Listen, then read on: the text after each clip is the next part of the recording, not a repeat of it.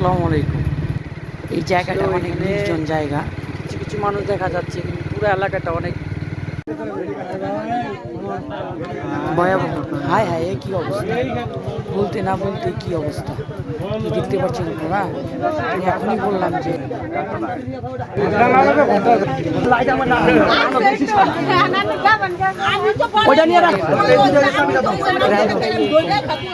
আসলে জানি না কি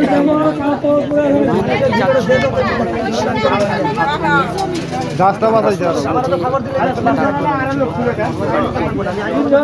হয়তো বা দেখতে পারেন, আল্লাহ মাফ করুন, কারো কোনো ক্ষয়ক্ষতি হয়নি। ড্রাইভার সবাই ভালো আছে, সবাই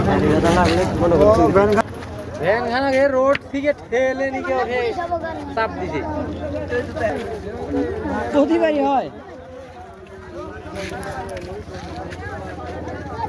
সম্পূর্ণ ভুলটা মাহেন্দ্রর হয়েছে।